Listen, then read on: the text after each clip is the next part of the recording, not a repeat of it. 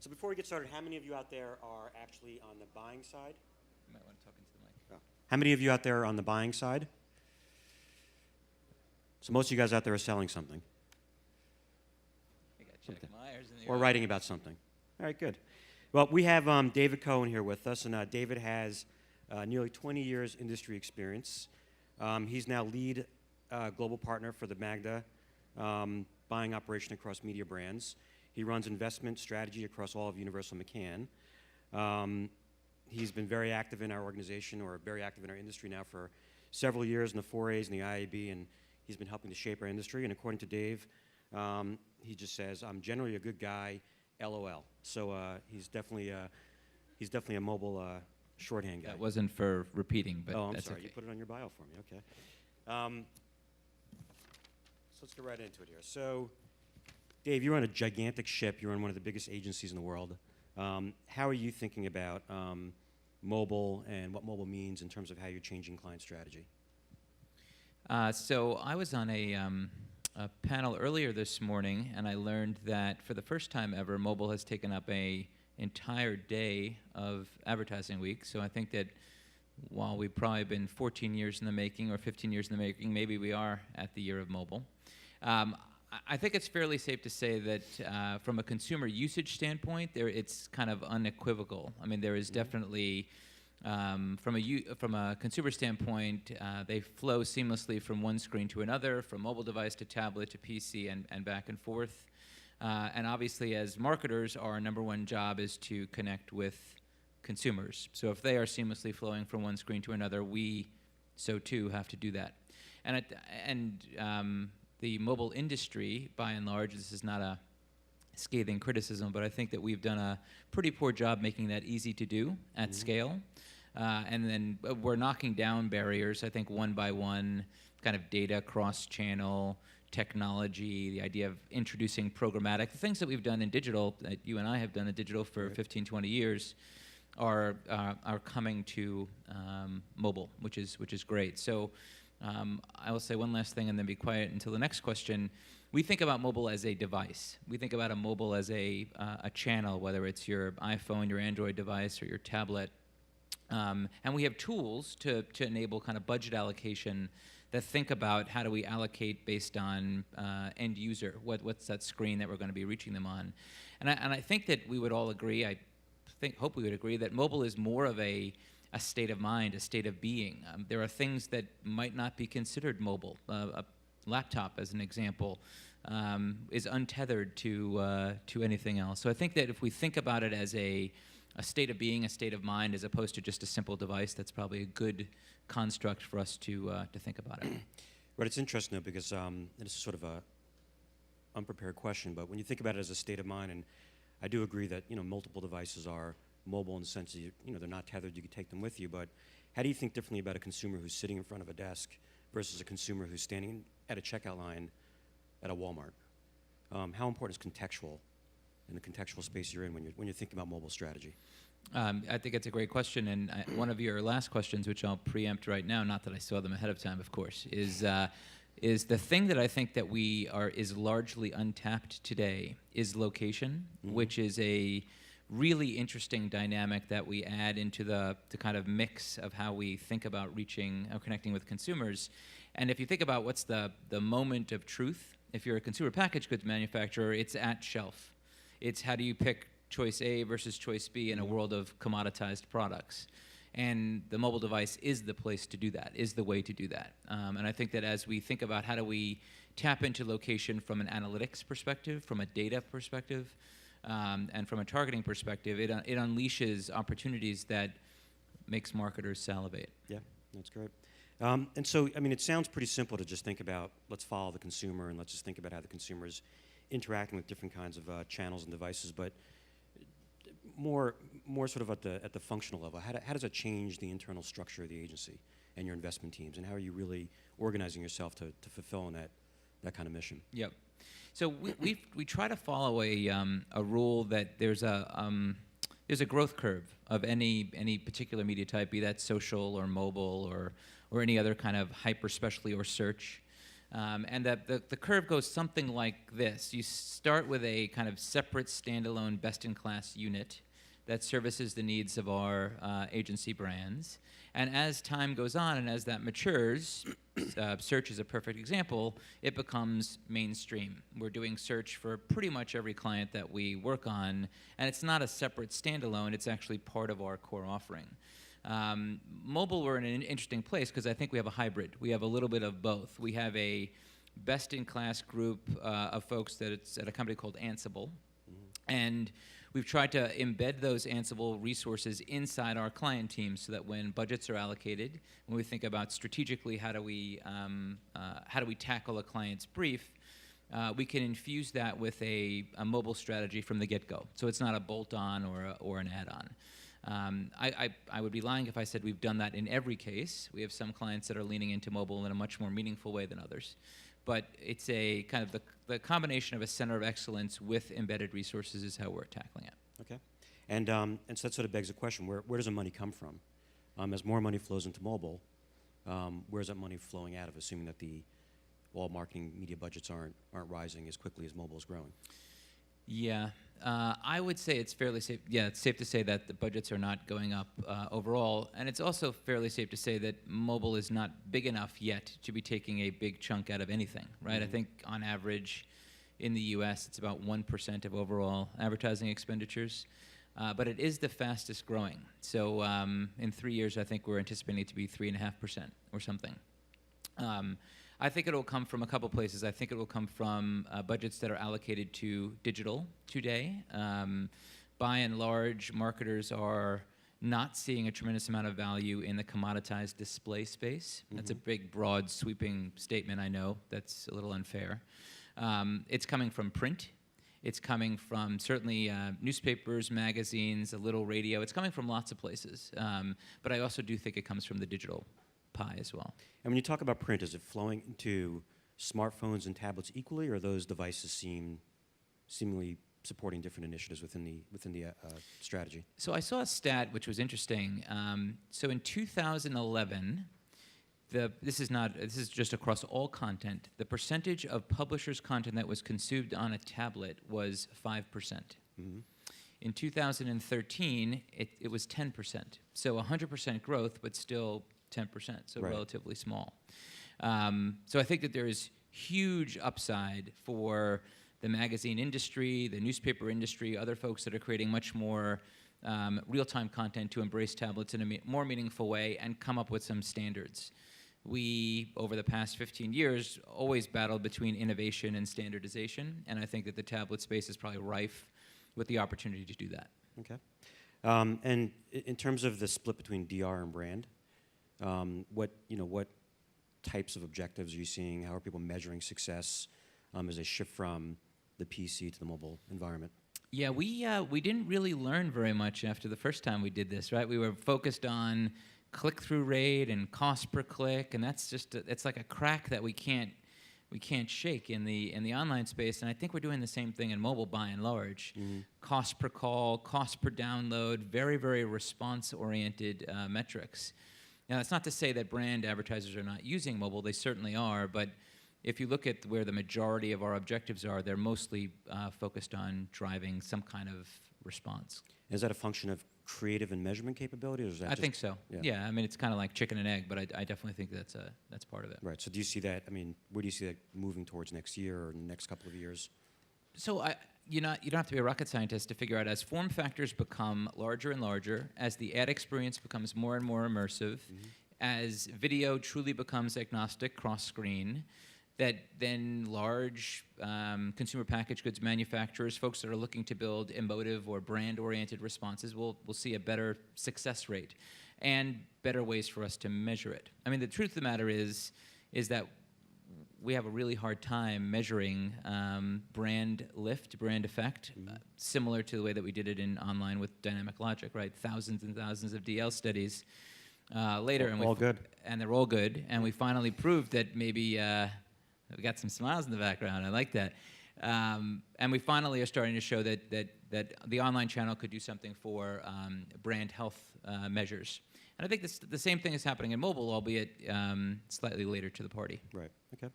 And when you think specifically about television and your TV strategies and how those are lining up or perhaps altering your mobile strategies, and I talked a little bit in the panel before this when they were talking about the social graph and Twitter. I mean, how are you taking that on? Carefully, I think. So the second screen opportunity, social TV, all that stuff, we as an industry always kind of latch on to something and overhype it and over sensationalize it to the point where it doesn't really it doesn't need to be as over sensationalized as it is. The fact of the matter is that if you look at lots of different studies, 75% of consumers during prime time are doing something else in addition to watching television. Mm-hmm. We as marketers spend a lot of money in linear television to drive people to at least watch our commercials. So for us to stick our head into the sand and do nothing is probably not the appropriate thing for us to do. But coming up with a complementary experience that kind of mirrors what's happening on the number one screen or the big screen and the second screen is really hard. I mean, if you think about networks and programmers, their hit rate is miserable, right? They fail 9 out of every 10 times on the big screen, let alone what's happening on the small screen. So we are trying really hard to work with Twitter and Facebook and a whole host of second screen partners to just try. How do we try to test our way into applications? Shazam is a company that we have worked with a number of clients. Shazam is an interesting company that now has an always-on product, always listening. Big Brother is now in your living room to be able to respond to what you're watching with a complimentary experience. That could be very cool. Right. So how does that work? You're watching TV, a commercial comes on, Shazam recognizes what the commercial is, or who the advertiser is, and then makes decisions about what to serve you in the online environment? Yes. Okay. At its most superficial level, I think that's just one example. Their television OEM manufacturers are now building in that technology into the set. Right, so whether it's on a mobile device or on a tablet, or whether it's built into your television, or it's built into mobile as you walk around in the world. Imagine that something is listening to your every kind of waking moment. That would be kind of crazy. But from a marketing perspective, if someone was to say, I don't mind advertising if it's relevant to me and where I am. Like if someone was going to hit me with a Best Buy coupon as I walk into Best Buy, I'm interested. I want that. You know? Yeah. So there has to be value. I think that's the trade-off, right? We can do lots of things, but we can also screw this up really royally. So we as kind of marketers and advertisers have to think about what's the consumer benefit. And how are your advertisers, your clients, responding to all this change? Are you finding them very willing to experiment? Are you finding them to be a little bit more conservative than you expected at this point? I think we went through an era, I don't know, probably 5 years ago, where there was the age of the test and learn budget, right? Mm-hmm. It was like, let's peel off 5% of our budget and just use it as a playground. And if we fail, we fail, and if we succeed, we succeed.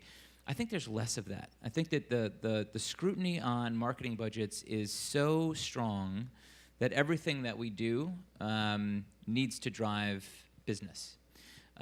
With that said, we try to have measured test and learn approaches with many clients, and as in life and in the world, we have clients that are more open to that than others. Right. So we have some that are very interested in testing and exploring, and some not so much. So it's a pretty wide range. Okay. And so I asked you to think of a couple of examples of where you thought mobile was being used really, really well. Do you have any? I did. Mm-hmm. I fail at that. It could be your customers. It could be somebody else's. So I'll talk so without specific brands, I'll talk in a little bit of generality, but I think you'll get the idea.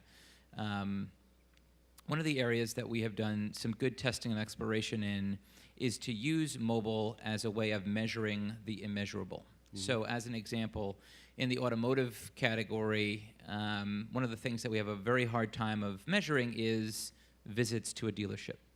Right, we could do all sorts of great stuff in terms of lower funnel activity. Did you schedule a test drive? Did you build your own? Did you order a brochure? Did you buy a car? We have all sorts of great stuff there, but the steps in between, we lose, we miss. Right. So the ability to take all of the car dealerships in the US and map them to a grid and identify when someone was exposed to an online ad or a TV ad and that device actually entered a dealership is awesome. We have never been able to do that before, right? Because you required the dealer to actually keep track of traffic counts, and they have their own agenda, so that's not very accurate. So that's been really cool. We've done that as well as for marketers that are selling electronics. Can we do that in a Best Buy location? So you might not have made the sale, but we should take some credit in a world of attribution of driving someone to Best Buy to actually try it out. Right. So that's kind of number one. We've done a good job across many, many clients at driving kind of click-to-call or click-to-purchase. Mm-hmm. So whether that's been movie tickets or whether that's been coupons, or that's been a pretty good success, because I think we would probably agree that there's a glut of mobile inventory. Mm-hmm. It's pretty cheap. Yep. Or efficient, and marketers are interested in potentially leveraging that efficiency. That's kind of a pretty hot ticket these days. Right, sure. Okay. And so looking ahead, it's time for the predictions. Often you hear the next big mobile device is going to be your car. You hear a lot about, wearable technologies, and whether it be glasses or something on your wrist, or something that Samsung's coming out with. What's your perspective on that? Is 2014 the year of wearable devices? Are we past the year of mobile? How are you thinking about this? So for the consumer side of me, the Joe Gadget stuff, it's never been a better time. I can't wait for that stuff to come to the market so that I can get it and play around with it. There is no doubt that we are not past the year of mobile. There's still a lot more for us to do. But instead of mobile in a silo, which I think that's what we tend to do, it's mobile as a kind of part of a well-balanced multi-screen diet. Mm-hmm. And the connectivity across those screens is actually where the magic happens. So as we kind of seamlessly go from one to another, we don't have the tools to be able to measure that well. Right. So I think it's kind of a little bit of a fool's errand to focus just on one slice of the pie, but more how do we kind of stitch lots of pieces of the pie together. I've used lots of analogies in one sentence. That was very good. But folks like Microsoft and Google and Sony and lots of people are trying to kind of stitch those, AT&T, stitch those experiences, Intel, stitch them together in such a way that we actually have a good sense of measurement cross-screen from a targeting perspective, and then on a back-end perspective from a measurement standpoint. So there's a lot of development, I think, that's going to come there. And not that we haven't been talking about it for a long time, we have, but I think we're starting to actually to move into that area in a meaningful way. You can argue that the flavor of the year, or the flavor of the past 2 years, has been programmatic, right? You can't go at one of these conferences and not have several streams on programmatic. It's bordering on nauseating, I think. But so programmatic is something, or automation. How do we use technology and data to enable us to go to market in a much more efficient and effective way? I would say we still are probably on the 20-yard line in mobile there as well. So that's going to be an interesting area. What yard line are we on for more traditional digital? Oh, that's a good question. I'm going to say we're on the 60-yard line. Okay. That's very glass half full. And then location again, not to sound like I'm beating a dead horse, but I think that if we were to be able to use location in a real meaningful way, imagine the things that we could do. I would say those are the things that I'm most eager to. Okay. Well, we can open it up for some questions if we have a few minutes. All right. There's some real Anybody ringers have in any the audience. questions? Be gentle, be gentle. Oh, no. Never gentle. That's no fun. Oh, there's right? a hand. That's not, Hands, we got some hands. that's not going to be gentle, I could tell already. Anybody, you have a question, sir? If you could stand up, I'm going to pass the mic down. If you could state your name and what company you're from. It's Adam Chandler. Hi, David. Hi, Alan, from JumpTap. So question I have is around, David, I liked your analogy on the healthy diet that integrates everything together, so it's not silos across different types of digital platforms. You can speak from a UM perspective or overall agency perspective. Obviously, as sellers, we're forced a little bit into those silos, just given the maturity of those platforms at the certain time. So my question in terms of your communications and planning strategy, is mobile sort of at the table with online and with search, and you're looking at the idea regardless of channel, or is it sort of siloed at the agency, which sort of makes it sort of something that will continue? I mean, I think that over time, different agencies have different approaches, but would love to hear yours. So there's a desired state and then there's a current state. And I think that it's fairly safe to say that from the current state, we are going to market in a much more kind of holistic, I dare say, integrated way, which is overused and hackneyed, and I apologize. But that's from creating insights to drawing a plan together to actually executing that plan in market. We have also, which I think we've talked about, invested a lot in data to be able to connect those dots, because the marketplace has not done a good enough job, in our opinion. So we have stitched together lots of disparate data feeds from Nielsen and ComScore and AT&T and Rentrack to come up with a fusion that allows us to, allow us to target better cross-screen and measure better in terms of when someone sees something, what platform did they see it on, and then what did they do? Did they go buy? Did they become a lead? Did they go visit a website, et cetera? I think over time, what's the saying that when something fades into the background and it's not separate and distinct, you know that it's kind of arrived? We're not there with mobile yet, but we are talking about a mobile-first or a mobile-led strategy. I think that's probably a 1 to 3 year horizon if I was to think. Do you have any other questions? I moved specifically, come on people, I walked all the way over here in my heels. One of you has got to have a question. Perrin, you have a question?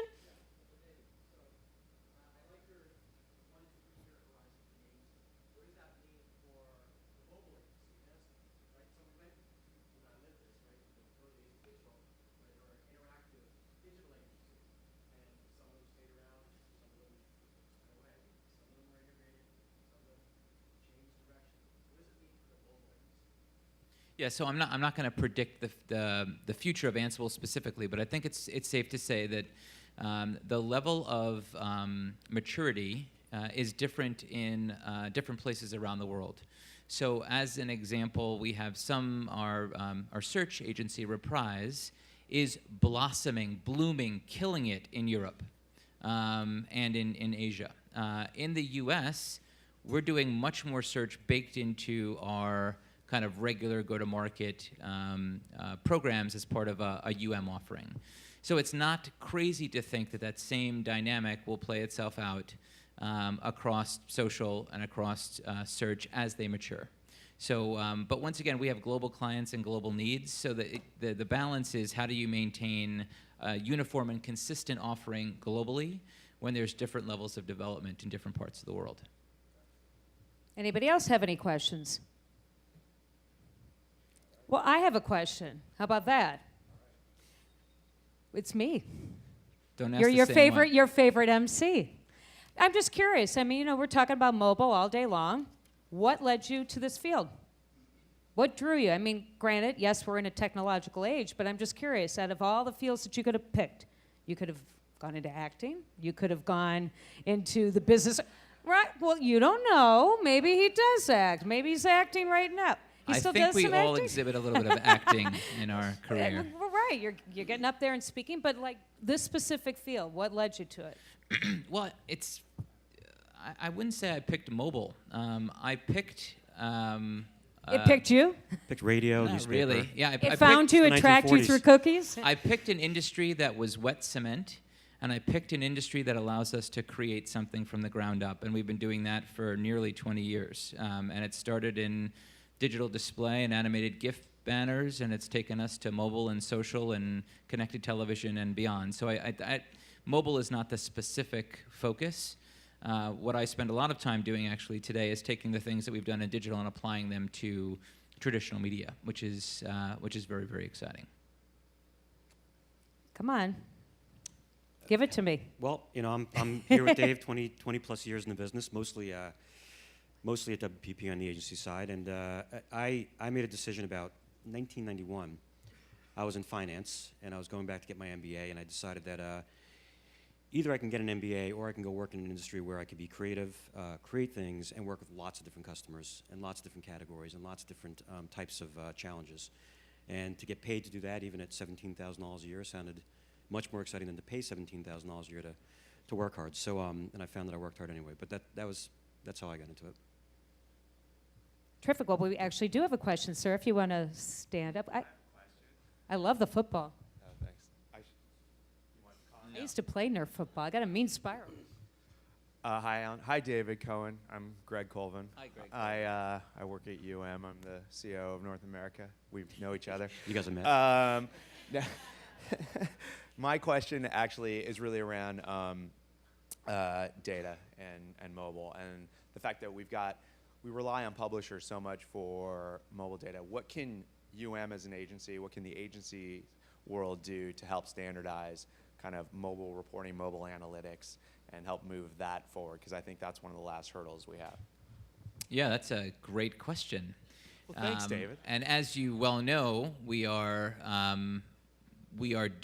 trying to do that. Now there are some barriers that we all know that stand in our way. There are big, large operators and devices that don't allow us to kind of track them in the way that we track other things. There are big companies that start with G that are also trying to do away with things that we call cookies and pervasive tracking, and so it's hard on the agency side to actually be able to instill our will on the rest of the marketplace. But we can try our best, and we do.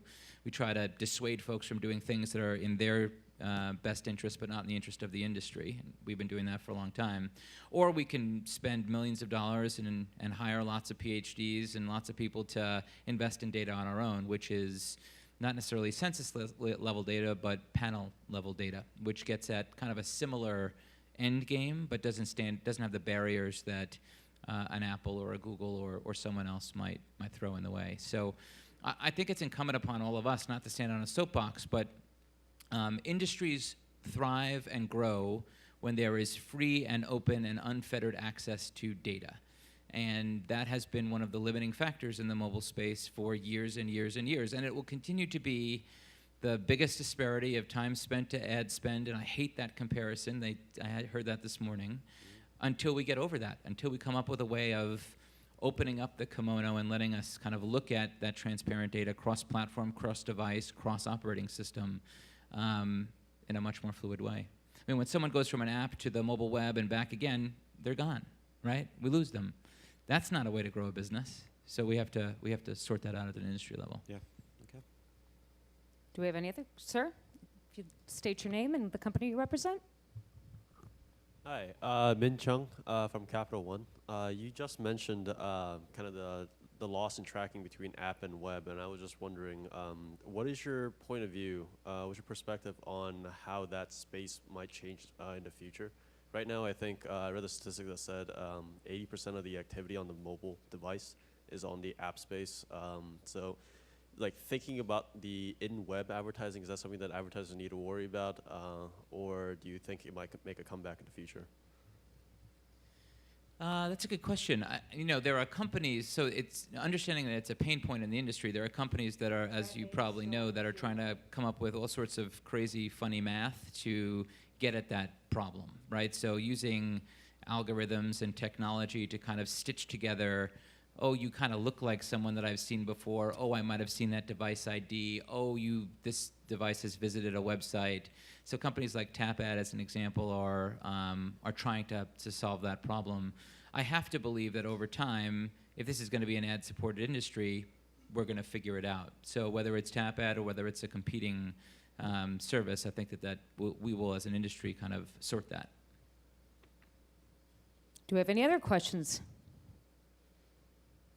Anyone? Anyone? Bueller? Do we have one that I'm not seeing? Okay, I have contacts in and I still can't see. Sorry. No? Any other questions? All right, that's a wrap. Let's give them Thank a you. warm round Thank of you, Dave. applause.